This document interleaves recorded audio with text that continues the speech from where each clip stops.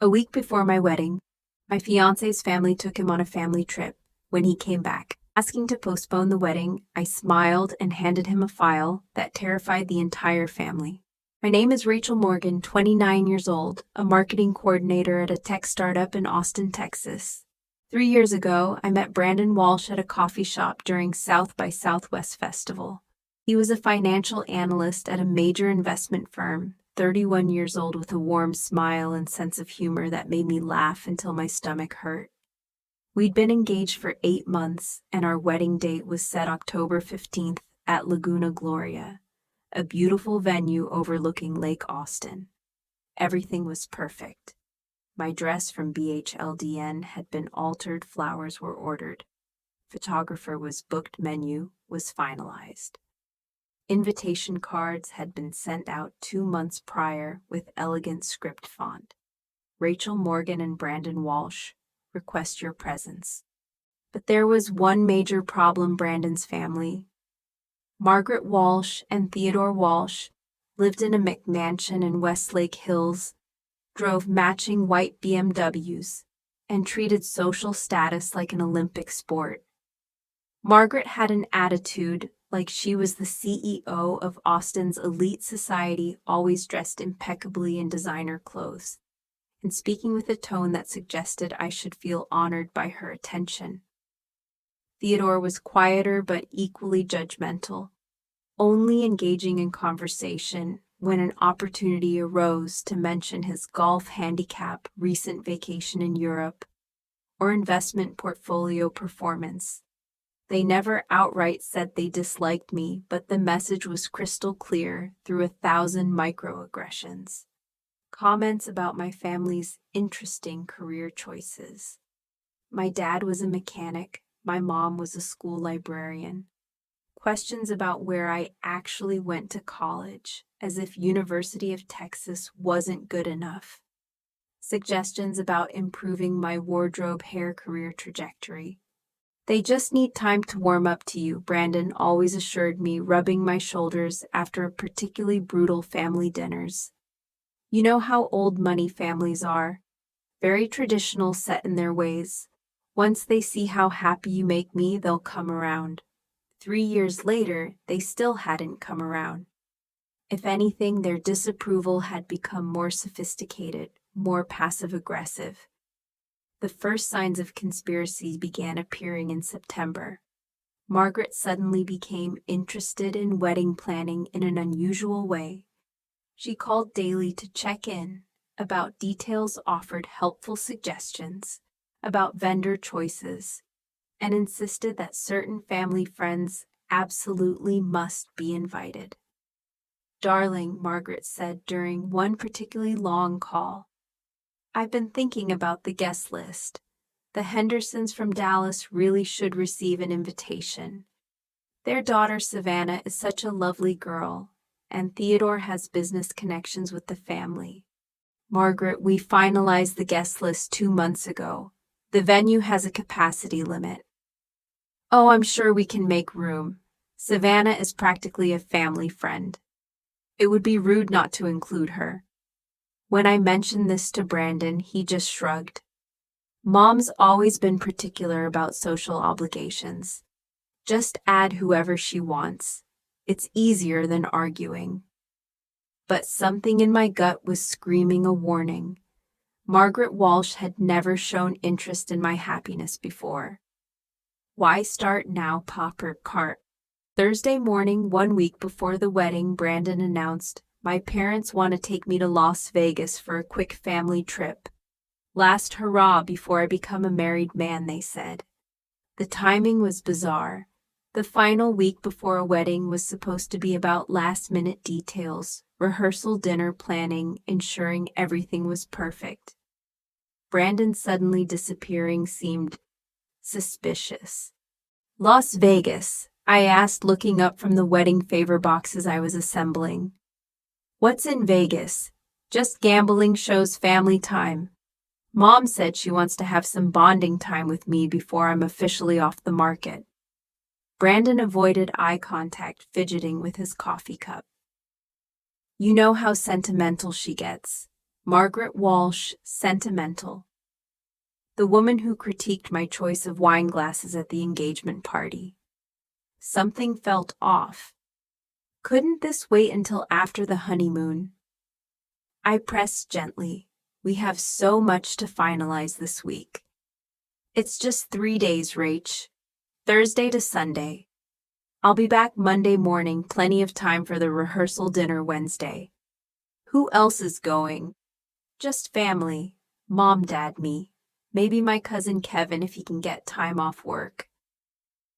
I studied Brandon's face. Normally, he'd complain about any extended time with his parents.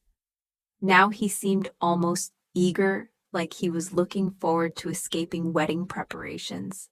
Okay, I said, finally returning to the favor boxes. Have fun with your family, but something in my gut was screaming that this trip was anything but innocent family bonding. After Brandon left, I couldn't shake the feeling of dread. I called my best friend Jessica, who'd been my maid of honor and witness to 3 years of Walsh family dynamics. Jess, doesn't it seem weird that Brandon's parents suddenly want family bonding time 1 week before the wedding? Everything about that family is weird, babe, but this does seem particularly suspicious. Want me to do some digging? Jessica worked in social media marketing and had connections everywhere. See what you can find about this Vegas trip. Something feels wrong. 2 hours later, Jessica called back with disturbing news. Rach, I checked Margaret's social media. She posted about an exciting family weekend, with the location tagged at Encore Las Vegas. But here's the weird part. She also tagged someone named Savannah Mitchell in the post. My blood ran cold. Savannah Mitchell. The girl she wanted to invite to the wedding. Same one. And get this. Savannah posted about an amazing weekend with future family and tagged the location as the same hotel. Future family. What does that mean? I don't know, but it sounds like more than a coincidence. Afternoon with a larger suitcase than necessary for a 3-day trip. The goodbye kiss was perfunctory, distracted. I'll call you tonight, he promised, loading his suitcase into the Uber. Thursday night, no call. Friday morning, brief text. Having a great time. Talk later. Friday night, another short text. Late night. We'll call tomorrow. Saturday afternoon. Really busy. Everything good there.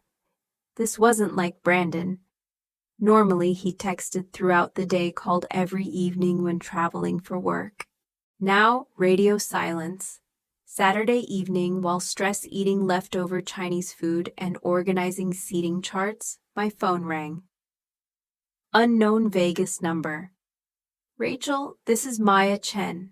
I'm a bartender at Encore's XS nightclub.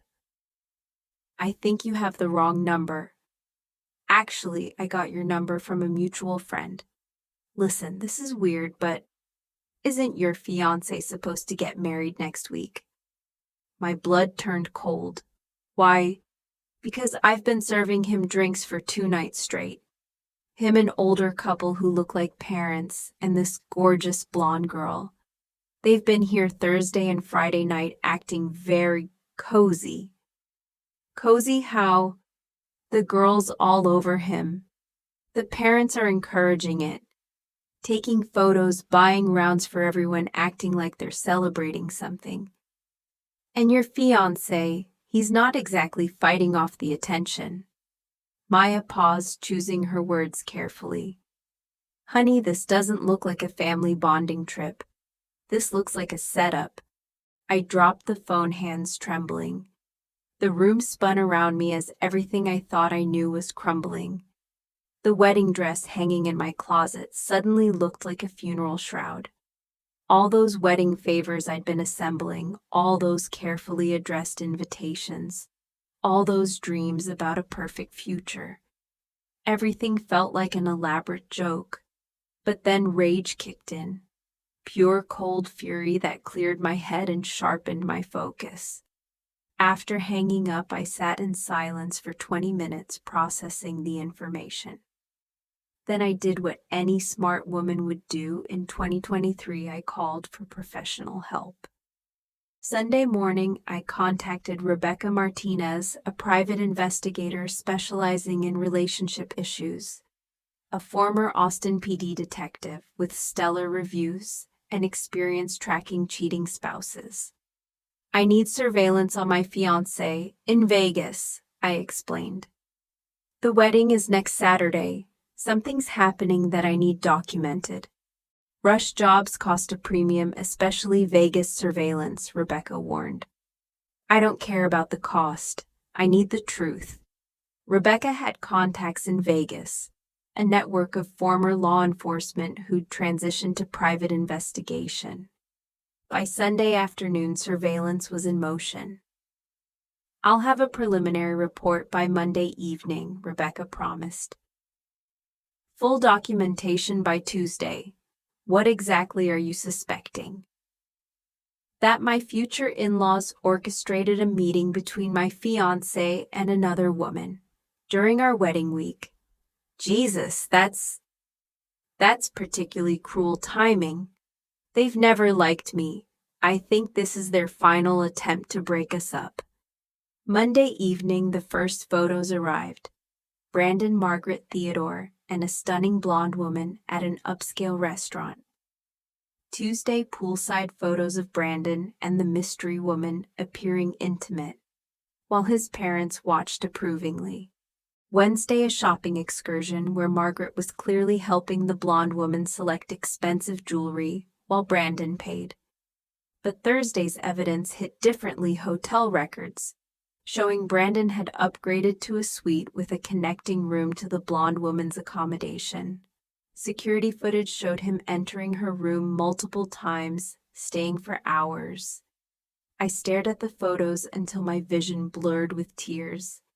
Brandon's hands on another woman's waist. Margaret beaming like a proud mother-in-law. Theodore raising a champagne toast. All while I sat in Austin addressing wedding invitations with their names on them. Rebecca's final report was comprehensive. Subject appears to be participating willingly in the arranged introduction. Female subject identified as Savannah Mitchell, 27, daughter of family friends from Dallas. Parents orchestrated the meeting with clear intent of romantic connection. No evidence of coercion. Your fiancé seems to be a willing participant and a plan to replace the current relationship. Reading that report in my apartment, surrounded by wedding planning materials and half-assembled favor boxes, I felt something click into place. This wasn't spontaneous temptation. This was calculated betrayal. But I wasn't going to be a victim. I was going to be strategic. Brandon returned Thursday evening claiming flight delays. He looked different, guilty, nervous, avoiding eye contact. His usual confidence was replaced by jumpy energy. How is Vegas? I asked casually, pouring wine like nothing had changed. Good, fine, just family stuff, you know. He checked his phone, constantly answering texts with secretive smiles. Meet anyone interesting? Brief pause. Not really, just some family friends of my parents. Liar. Friday morning, Brandon suggested we have a serious talk. His entire demeanor had shifted. Fidgety, avoiding physical contact, speaking in vague terms about wedding pressure and rushing into commitment. Rachel, he said, sitting across from me at the kitchen table. I've been thinking, maybe we should postpone the wedding. Take some time to make sure we're really right for each other. Postpone? I kept my voice steady. Brandon, the wedding is tomorrow. Guests are flying in. Everything's paid for. I know it's terrible timing, but what if we're making a mistake? What if we need to explore other options before committing forever? Our other options, like Savannah Mitchell. That's when I smiled.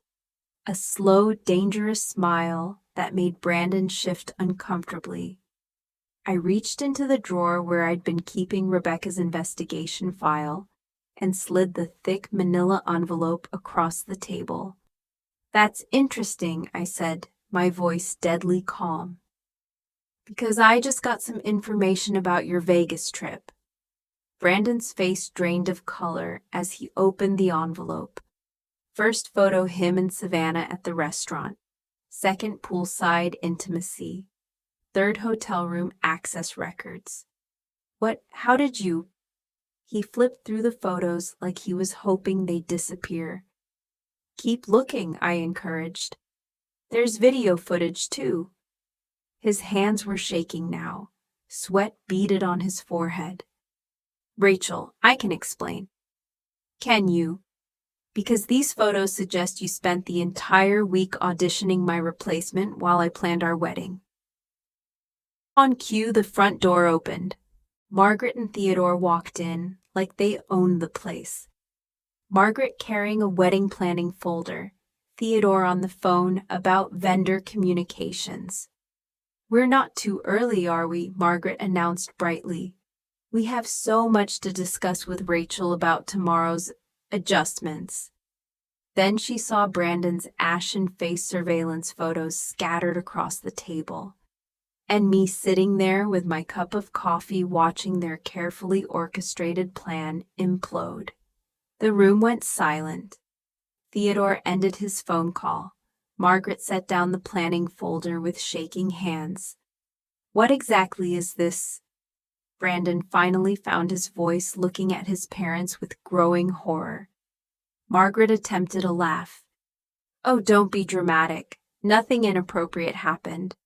We simply thought you should meet some lovely people before making such a permanent commitment." "Lovely people," I repeated, my voice rising. "You mean Savannah Mitchell, the oil heiress from Dallas whose family you've been courting for business connections?" Theodore straightened his tie nervously. "Don't make a scene, Rachel.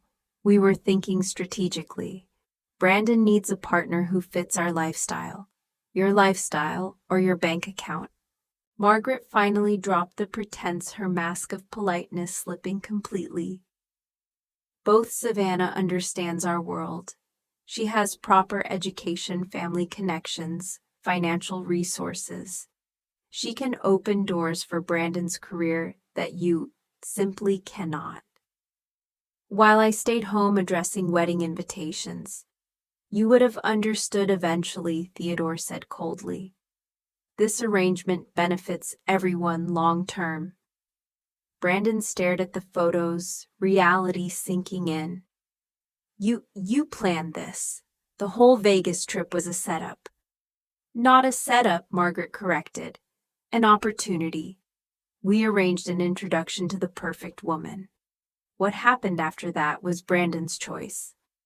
"What happened," I said, sliding the hotel records across the table, "is that your son spent 3 nights in a connecting room with his introduction while I finished wedding preparations." The silence was deafening. Brandon looked between his parents and the photos, understanding dawning.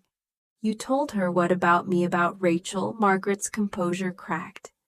"We may have indicated that the current engagement was a temporary situation." "Temporary," Brandon's voice cracked. "You told another woman that my fiancé was temporary. We suggested you were reconsidering your options, yes." Then my phone buzzed. Text from Maya, the bartender from Vegas. "Girl, you need to see this. Savannah just posted an Instagram story about an amazing weekend with future in-laws and photos with your fiancé. She thinks she's engaged." I held the phone toward Brandon. His jaw dropped. She thinks we're together," he stammered. "According to her social media, you two had a romantic weekend in Vegas, while I planned a wedding that apparently isn't happening." Margaret waved her hand dismissively. "Minor misunderstanding. We can clarify the situation. Can you?" I pulled up Maya's screenshots of Savannah's Instagram stories. Because she's telling all her followers about a whirlwind romance and perfect proposal weekend and meeting an amazing future family. Theodore stood up abruptly. This is getting out of hand. You think this is out of hand? I laughed bitterly, my voice rising to near hysteria. Your future daughter-in-law is posting about a romantic vacation with my fiancé 24 hours before our wedding. Brandon ran his hand through his hair. I didn't promise her anything. We just talked, had dinner. I was being polite. Polite? I pulled out the hotel surveillance stills. You accessed her room 14 times over 3 days, including overnight stays Tuesday and Wednesday. We were just talking about what wedding vows you'd be taking with someone else in 2 days. Margaret finally cracked completely. Yes, we arranged it. Savannah is perfect for Brandon. She has breeding education, family money. She can advance his career in ways you never could. And you promised her what exactly? Theodore shifted uncomfortably. We may have indicated that the current engagement was a temporary situation. You told her I was a placeholder until the right woman came along. We suggested Brandon was reconsidering his options. Yes. The betrayal was so complete, so calculated, that I actually felt impressed by their audacity. But that admiration quickly transformed into cold strategic fury. My phone rang again. Maya. Put it on speaker, I told Brandon. He complied, hands trembling. Rachel, emergency update. Savannah's still here in Vegas having brunch with her sorority sisters. She's showing off an engagement ring and telling everyone about the family who saved her boyfriend from an unsuitable fiancé. Engagement ring? Brandon looked confused. Yeah, apparently your mother gave her your grandmother's ring yesterday as a symbol of family acceptance. Savannah thinks it's an engagement ring. Margaret's face went white. The color drained so completely she looked like a ghost. That ring was a temporary loan. To who? I snapped.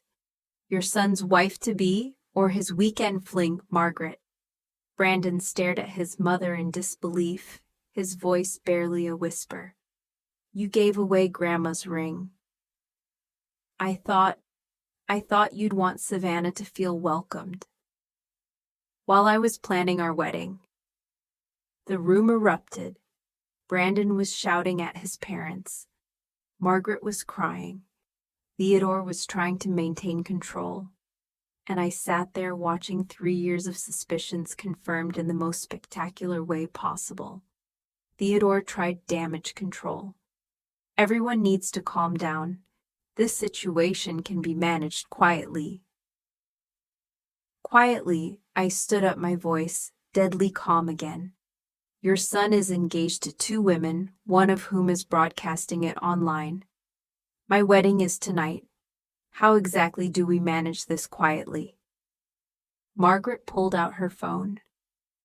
I'll call Savannah, explain the misunderstanding. Too late. Maya, what else is she saying? Oh, honey, it gets worse. She's posted about an engagement celebration dinner tonight at some fancy steakhouse. Apparently you're taking her out again tonight, Brandon. Right before your wedding tomorrow. Brandon looked at his parents in horror. You scheduled another date tonight, the night before my wedding. We thought you'd want proper closure, Margaret said weakly. Closure. I'm supposed to marry Rachel tomorrow.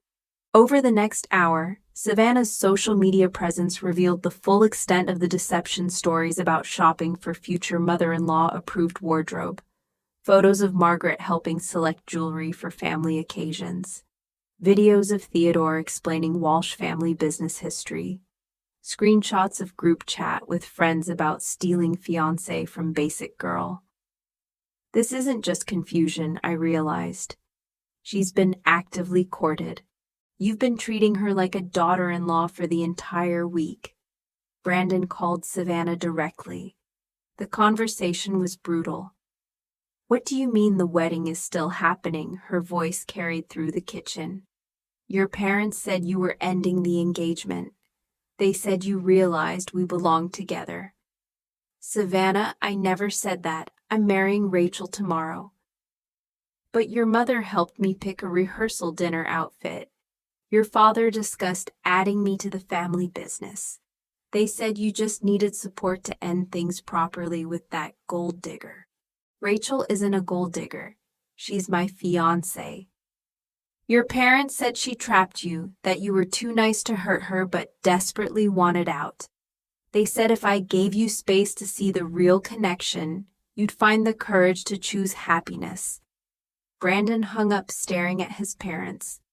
You told her Rachel trapped me. Margaret looked cornered. We may have interpreted your relationship differently. You convinced another woman that my fiancé was an obstacle to overcome or pert. Theodore checked his watch. Look, this is manageable. We postpone tomorrow's ceremony, take a few weeks to sort everything out properly. Postpone my wedding to clean up your mess, to make a better choice for your future. That's when I realized they still thought they could control the narrative, still thought this was a manageable crisis, rather than complete destruction of their credibility. That's when I made the decision that changed everything. You know what? I said, my voice eerily calm. I think it's time everyone knew exactly what happened this week.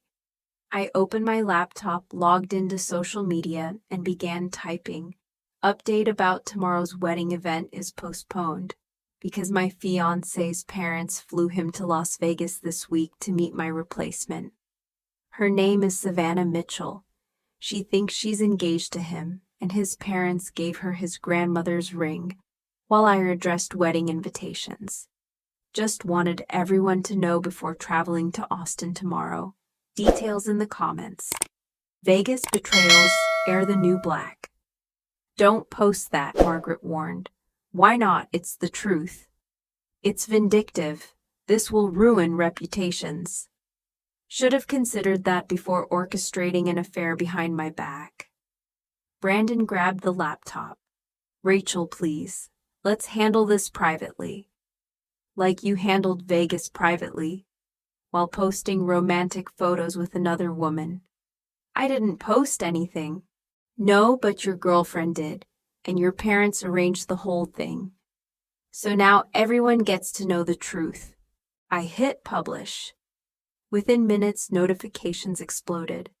Comments, shares, reactions. Wedding guests expressing shock. Family members demanding explanations. Friends offering support and requesting details. Margaret stared at her phone in horror. Delete that immediately. Can't delete the truth, Margaret. Especially when Savannah's still posting about your engagement dinner tonight. The phone kept buzzing. Comments pouring in. OMG, Rachel, I'm so sorry. Are you serious? They did this 1 week before the wedding. Margaret Walsh should be ashamed. That family always seemed fake to me. You dodged a bullet, girl. Brandon watched the social media explosion with growing panic. Rachel, this will destroy everything. My job, my reputation. Should have thought about that before spending a week auditioning my replacement. Theodore tried one last time. This is the nuclear option. There's no coming back from this. Good. I don't want to come back. I want everyone to know exactly who you people are. Rather than hide, I decided to own the narrative completely. I called the venue coordinator. Tomorrow's wedding is off, but I'd like to use the space for a different kind of gathering. A transparency party, you might call it. Saturday evening, the original wedding time, I arrived at Laguna Gloria in my beautiful BHLDN dress. Not because I was getting married, but because I looked incredible and wanted everyone to see exactly what Brandon had walked away from. Wedding guests arrived confused, having seen the social media posts. but hoping for clarification. Instead of hiding in shame, I stood at the altar, alone, and addressed the crowd. Thank you for coming tonight. I know there's been confusion about whether the ceremony was happening. I wanted to provide clarity. I gestured to the slideshow I'd prepared. Surveillance photos from Vegas, hotel records, social media screenshots. Brandon will not be marrying me tonight. Not because of cold feet or normal wedding stress, but because his parents spent this week in Vegas, introducing him to an oil heiress they preferred convinced her she was stealing him from a temporary obstacle, gave her a family heirloom ring, and arranged a romantic weekend, while I planned a ceremony they never intended to happen. Gasps rippled through the crowd. Phones appeared. Margaret and Theodore, who'd arrived hoping to manage the situation, looked mortified. I'm sharing this not for sympathy, but for accountability. Some of you watched Margaret and Theodore undermine our relationship for years. Tonight, you see the ultimate result of that campaign. I looked directly at Brandon's parents. You succeeded in destroying this engagement. Congratulations. I hope Savannah appreciates the chaos you've created for everyone involved. Then I smiled, a genuine, relieved smile. But you know what? I'm not devastated. I'm liberated. Because I deserve a partner who chooses me enthusiastically, consistently, publicly. Not someone whose parents can convince him to audition replacements behind my back. I gestured to the reception setup. So instead of a wedding reception, we're having a celebration of self-respect and bullet dodging. The bar's open, the food's incredible, the band's fantastic. Anyone who wants to toast to narrow escapes and better choices is welcome to stay. What happened next exceeded my wildest expectations. Guests who truly cared about me stayed for the bullet-dodging celebration. Those who were just there for social obligation left quickly. My family, real friends, colleagues who'd supported me through years of Margaret's passive-aggressive treatment, they all stayed. We drank champagne, ate amazing food, danced to the band hired for my wedding, and turned disaster into triumph. Around 10 p.m., I grabbed the microphone from the band. I want to thank everyone who stayed tonight. When I planned this wedding, I thought I was celebrating love. Turns out I was celebrating something more valuable, learning to recognize my worth and refusing to accept less. Thunderous applause. Margaret and Theodore taught me a crucial lesson: when people show you who they are, consistently believe them. They showed me for 3 years that they saw me as inadequate, temporary, replaceable. I kept trying to prove them wrong. Turns out I didn't need their approval. I just needed my own. More applause. And Brandon taught me that love without respect, courage, or integrity is just comfortable habit masquerading as commitment. I raised my glass. So here's to recognizing red flags, trusting instincts, and never settling for partnerships that require us to diminish ourselves. The party continued past midnight. By the end of the evening, I felt lighter than I had in years. But around 11 p.m., Brandon showed up. Alone, disheveled, clearly drunk. He pushed through the crowd, grabbed the microphone. Rachel, please. I made a terrible mistake. My parents? They manipulated everything. I never wanted Savannah. I want you. The crowd went silent. All eyes on me. Brandon, I said calmly, you had a choice every moment in Vegas. You chose to spend 3 nights in another woman's hotel room. You chose to let your parents give away your grandmother's ring. You chose to come home and ask to postpone our wedding. Those weren't your parents' choices. They were yours. But I love you. No, you love convenience. You love having someone who tolerates your family's abuse, who plans your life, who asks for nothing but basic respect. That's not love. That's exploitation. Security escorted him out while the crowd cheered. Over the next few days, the story went viral locally. Vegas betrayals are the new black started trending in Austin. Savannah's posts about stolen fiancé and engagement celebration were screenshot and shared thousands of times. Margaret and Theodore's reputation in Austin society circles took a massive hit. Turns out people don't appreciate being invited to weddings where the bride's future in-laws were secretly auditioning replacements. Brandon faced consequences at work when the story reached his colleagues. His investment firm partnership track became complicated when personal integrity questions arose. The most satisfying development, Savannah's own social media, backfired spectacularly. Her posts about saving Brandon from a gold digger and upgrading his situation painted her as an opportunistic homewrecker rather than a romantic heroine. Local news picked up the story. Austin wedding canceled after groom's parents arrange Vegas affair ran on 3 different channels. Margaret called me crying. "You've ruined our family's reputation." "No, Margaret. You ruined it when you decided to sabotage your son's engagement. I just documented what you did." 3 days after the non-wedding, I received a call from Savannah herself. "Rachel, this is Savannah Mitchell. Can we talk?" We met at a neutral coffee shop in downtown Austin. She looked exhausted, embarrassed, nothing like the confident woman from the Instagram photos. "I want to apologize," she said immediately. "I should have questioned what Brandon's parents told me.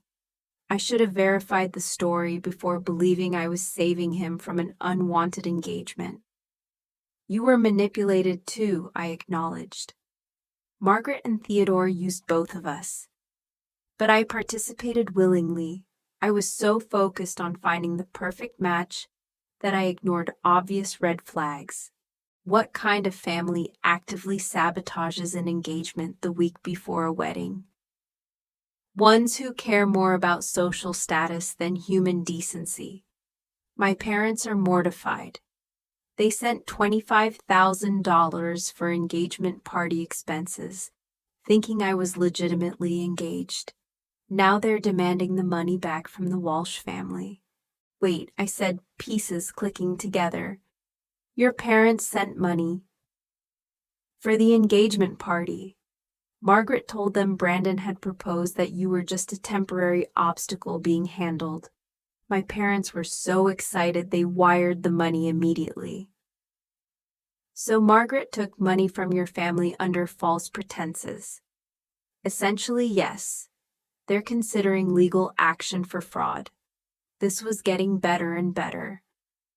Not only had Margaret destroyed her son's relationship, she'd also committed fraud against another wealthy family. "Savannah, I think we should compare notes about exactly what Margaret told each of us." What we discovered was an elaborate web of lies. Margaret had told Savannah that Brandon was desperately unhappy but too kind to break the engagement. She told me that Savannah was just a family friend. She told Savannah's parents that the engagement was already broken. She told Brandon that Savannah was just a networking opportunity. She played all of us, Savannah realized. But why self-control? Margaret couldn't control me, so she decided to replace me with someone she could control. Savannah's family filed fraud charges against Margaret for accepting money under false pretenses. Brandon's investment firm launched an internal investigation into his judgment and character. But the most devastating consequence was the family implosion. Theodore filed for divorce, claiming Margaret's actions had destroyed his business relationships and social standing. Brandon moved out of the family home, cutting contact with both parents. Margaret called me repeatedly, begging me to set the record straight and help repair the damage. "Rachel, please. I made mistakes, but I was trying to help Brandon find a better match." better match, or more controllable daughter-in-law. I thought you weren't right for our family. You were correct. I wasn't right for a family that values manipulation over integrity, money over character control, over love. Can you forgive me? Margaret, forgiveness requires remorse. You're not sorry for what you did. You're sorry you got caught. For 6 months later, I was thriving. I got a promotion at work, moved to a new apartment, and had renewed confidence. The story about standing up to the Walsh family had actually enhanced my professional reputation. Clients respected someone who wouldn't tolerate manipulation. At the company holiday party, I met David Chen, a software engineer who'd recently moved to Austin from San Francisco. Intelligent, funny, and refreshingly drama-free. So he said during our third date. Any ex-fiancé drama I should know about, I told him the whole story. I expected him to run. Instead, he laughed. Your ex's parents tried to arrange a marriage with an oil heiress in Vegas. That's like a bad rom-com plot. You're not concerned about the drama. I'm impressed by how you handled it. It takes serious strength to blow up your own wedding rather than accept betrayal. Most people think I overreacted. Most people are cowards who'd rather live with lies than face uncomfortable truths. David leaned closer, his eyes serious. Rachel, what your ex-fiancé's family did wasn't just betrayal. It was psychological warfare. The fact that you recognized it, documented it, and refused to be gaslit into accepting it. That's not overreaction. That's self-respect. Something in his voice made me realize this man understood betrayal on a deeper level. You've been there, I said. It wasn't a question. My ex-wife had an affair with my business partner for 8 months. Our entire social circle knew except me. When I finally discovered the truth, everyone acted like I should just work it out and move past it for the sake of our image. What did you do? Divorced her, dissolved the business partnership, moved across the country.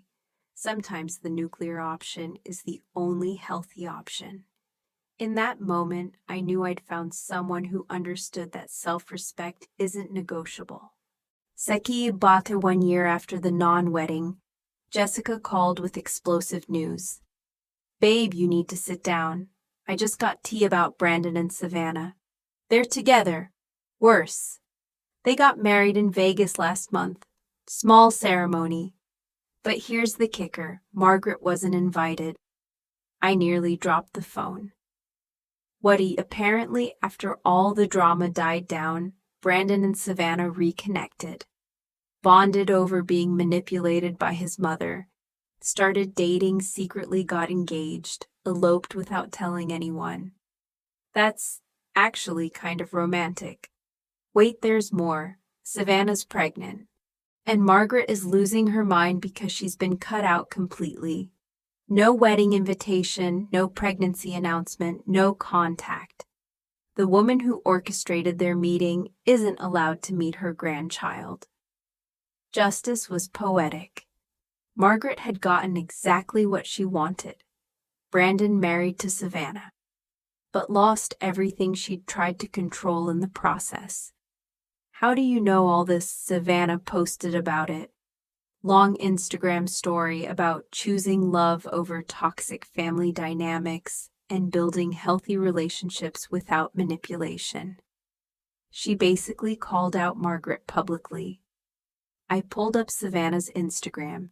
Sure enough, wedding photos with the caption, "Married my best friend in the city where we first met, surrounded by people who support our happiness, rather than trying to control it. Sometimes love finds a way despite people who try to weaponize it." Vegas redemption. Toxic family detox. The comments were brutal toward Margaret. Your mother-in-law sounds awful. Good for you for setting boundaries. Family who manipulates doesn't deserve access. 2 weeks later, Margaret showed up at my apartment, unannounced, disheveled, clearly desperate. Rachel, I need your help. My help with what? Brandon won't speak to me. Savannah blocked me on everything. I'm going to be a grandmother, and they won't let me meet the baby. I stared at the woman who'd spent 3 years undermining me, who'd orchestrated an elaborate betrayal during my wedding week, who'd destroyed multiple relationships in pursuit of control. And you think I can help because you understand family dynamics, because you're a reasonable person. Margaret, you tried to replace me with an oil heiress 1 week before my wedding. I made mistakes, but I was trying to help Thadmars. Stop. I held up my hand. You weren't trying to help anyone. You were trying to control your son's life because you couldn't control mine. Please, she begged, tears streaming. I've lost everything. Theodore divorced me. Brandon won't return my calls. I'm alone in that big house with no family, no friends. Everyone in our social circle knows what I did. For a moment, I almost felt sorry for her. Then I remembered the hotel surveillance photos of Brandon entering Savannah's room while I addressed wedding invitations. Margaret, you created this situation. You manipulated everyone involved, lied to multiple families, committed fraud, and destroyed your son's trust. These are the consequences of your choices. But I'm going to miss my grandchild's life. Yes, you are, because you prioritized control over relationships. You chose manipulation over honesty. You chose your preferences over your son's happiness. Can't you talk to them? Explain that I've learned my lesson. Have you, because even now you're trying to manipulate me into fixing the mess you created. You're not taking responsibility. You're looking for someone else to solve your problems. She left crying. I felt no satisfaction, no vindication, just sadness for a woman who'd destroyed her own life, pursuing impossible control. 6 months later, an elegant invitation arrived in the mail. Savannah Mitchell Walsh and Brandon Walsh request your presence at a celebration of their marriage and blessing of their growing family. Saturday, October 15th, Laguna Gloria, Austin, Texas. Same venue, same date. 1 year later. I showed the invitation to David, who'd become my boyfriend and closest confidant. Are you going? He asked. I think I am. Is that weird? It's closure. You're celebrating people who found happiness despite toxic family interference. That's beautiful. Plus, I admitted, I'm curious to see how they handle the Margaret situation. The wedding was lovely, small, intimate, focused on love rather than social performance. Savannah glowed in a simple dress. Brandon looked genuinely happy for the first time in years I'd known him. During the reception, Savannah approached me. Rachel, thank you for coming. I know this must be strange. Actually, it's perfect. You two found each other despite circumstances designed to manipulate you. That's real love. We wanted you here because you saved us both. Your strength in refusing to accept manipulation showed us what healthy boundaries look like. Brandon joined the conversation looking nervous. Rachel, I owe you a massive apology. What my mother did, what I allowed to happen. There's no excuse. You were manipulated too, Brandon, but you learned from it. That's what matters. I should have stood up to her years ago, should have protected you from her treatment. You weren't ready then, but you're protecting your family now. That's growth. Margaret tried to crash the ceremony, Savannah mentioned quietly. Security had to escort her out.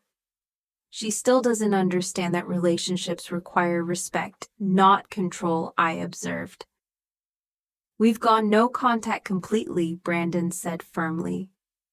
Our child will never be exposed to that kind of manipulation. 2 years after my non-wedding, David proposed. Simple, honest, romantic. Everything my relationship with Brandon had pretended to be. We planned a small ceremony at a botanical garden focused on joy rather than performance. No family drama, no hidden agendas, no manipulation. The week before the wedding, I received an unexpected call. Rachel, this is Savannah. I hope it's okay that I'm calling. Of course. How's motherhood? Exhausting and wonderful. Listen, I saw your engagement announcement in the paper. Congratulations. Thank you. I wanted to ask, would you like me to cater your wedding? My catering business has really taken off, and I'd love to do something special for you. After the Vegas disaster, Savannah had started a catering company specializing in intimate celebrations. Her experience with family manipulation had taught her to value authentic relationships over social performance. That would be amazing. Consider it my way of saying thank you. You showed me what self-respect looks like. Changed my life. Wedding day was perfect. David and I exchanged vows surrounded by people who genuinely supported our happiness. Savannah's catering was flawless. Brandon attended with their baby looking peaceful in a way I'd never seen during our relationship. During the reception, I reflected on the journey from betrayal to redemption. Margaret's manipulation had been devastating, but it had also been a gift. It forced me to recognize my worth, demand respect, and refuse to settle for relationships that required me to diminish myself. Any regrets? David asked during our first dance. Only one. I regret not trusting my instincts sooner about Margaret's intentions. But then you might not have learned to set such strong boundaries. True. Sometimes the worst experiences teach the most valuable lessons. And sometimes he spun me around. They clear the path for better opportunities. A top word. The 3 years after the Vegas incident, Margaret made one last desperate play. She hired a lawyer to demand grandparents' rights to Brandon and Savannah's child. The legal battle was brief but brutal. The court reviewed evidence of Margaret's manipulation fraud charges and pattern of toxic behavior. The judge ruled decisively. Grandparents' rights exist to protect children, not to reward manipulative behavior. Mrs. Walsh's actions demonstrate a pattern of prioritizing control over family welfare. Petition denied. Margaret's lawyer fees, court costs, and public humiliation in the legal proceedings completed her social and financial downfall. She moved to an assisted living facility in a different city, cut off from the family she'd tried so desperately to control. Do you feel bad for her? Savannah asked when the news reached us. I feel sad that she chose control over love, manipulation over relationships. But I don't feel guilty about consequences she created. Brandon struggles with it sometimes. Guilt about cutting off his mother. Protecting your family from toxic behavior isn't cruelty, it's responsibility. 5 years later, David and I have built a beautiful life together. Our marriage is everything my relationship with Brandon wasn't. Honest, respectful, supportive, drama-free. We've become mentors for other couples dealing with toxic family dynamics. My story about refusing to accept manipulation has helped dozens of people recognize and escape similar situations. Key lessons I share: trust your instincts immediately. When something feels wrong, investigate rather than rationalize. Document everything. Evidence protects you when others try to gaslight or rewrite history. Set boundaries early and consistently. People who don't respect boundaries will escalate manipulation until you stop them. Choose partners who protect you from their family's dysfunction, not enable it. Never sacrifice your self-respect for someone else's comfort. Sometimes the nuclear option is the healthiest option. Healing doesn't require forgiving people who aren't sorry. Your worth isn't determined by other people's approval. Crisis can become opportunity with the right mindset. Authentic relationships survive truth. Manipulative ones don't. Last month, I received a LinkedIn message from a young woman in a similar situation. Hi, Rachel. I read about your Vegas wedding situation in a local blog. My fiance's mother is trying to set him up with her friend's daughter. I'm scared and don't know what to do. Can you help? I spent an hour on the phone with her sharing strategies for documentation, boundary setting, and self-protection. A week later, she called back. I followed your advice, hired a private investigator, documented everything, confronted my fiancé with the evidence. Turns out his mother had been telling the other woman that our engagement was fake just for show. She'd promised her son would be available after breaking up gracefully. What did you do? Exactly what you did. Exposed the truth publicly, canceled the wedding, refused to be manipulated. It was terrifying but liberating.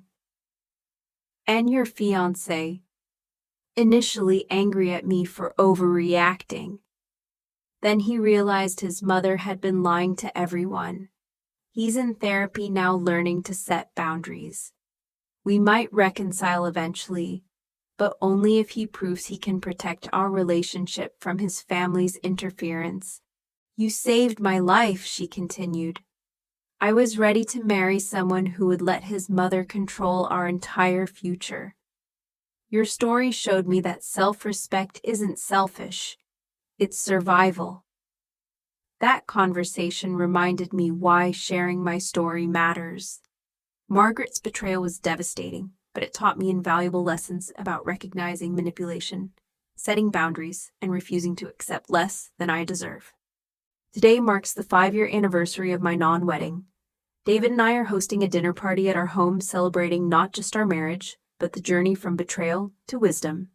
Guests include Savannah and Brandon with their 2 children, Jessica, still my best friend Rebecca Martinez, the private investigator who became a friend, and several couples I've mentored through toxic family situations. Remember 5 years ago, David asked during toasts. Best disaster that ever happened to me, I reply without hesitation, even though it was devastating. Especially because it was devastating. Comfortable lies are more dangerous than painful truths. That Vegas betrayal forced me to face reality and demand better. Any final thoughts about Margaret? I hope she finds peace, but I'm grateful her manipulation failed. It led me to you, to this life, to understanding my worth. Brandon stands up, raising his glass. To Rachel, who showed all of us what integrity looks like. Your refusal to accept manipulation saved my marriage, my relationship with my children, and my self-respect. Savannah adds, to women who refuse to be diminished by other people's insecurities. Rachel, your strength gave me permission to demand respect. As the evening winds down, I reflect on the journey from that devastating Christmas morning discovery to this moment of genuine happiness. Margaret's elaborate betrayal was meant to destroy me. Instead, it revealed my strength, clarified my values, and led me to people who appreciate authenticity over performance. Sometimes the most devastating betrayals become the greatest gifts, forcing you to discover inner strength you never knew you possessed, and creating opportunities for a better life than you originally planned. My story proves that women who refuse to accept betrayal silently, who fight strategically for respect, and who rebuild thoughtfully after devastation, don't just survive manipulation, they emerge stronger, wiser, and infinitely more empowered. The Vegas trip that was meant to replace me ultimately set me free. And for that twisted irony, I will always be grateful. Final wisdom. If you're reading this and recognizing similar patterns in your own relationship, remember, you deserve a partner who chooses you enthusiastically, consistently, publicly. You deserve family chosen or biological who supports your happiness rather than undermining it. You deserve relationships built on honesty, respect, and genuine care. Trust your instincts. Document suspicious behavior. Set firm boundaries. Demand accountability. Never sacrifice your self-respect for someone else's comfort. And remember, sometimes the most loving thing you can do is refuse to enable toxic behavior, even when that refusal causes temporary pain. Your worth isn't determined by other people's approval. Your happiness doesn't require other people's permission. Your future isn't limited by other people's manipulation. Choose yourself. Choose truth. Choose respect.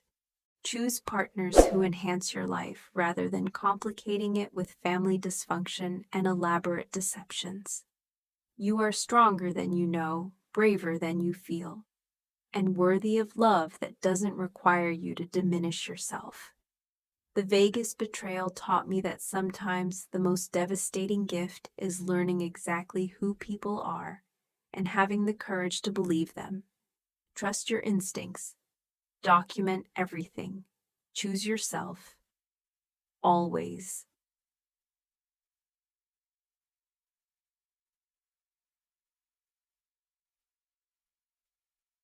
The end.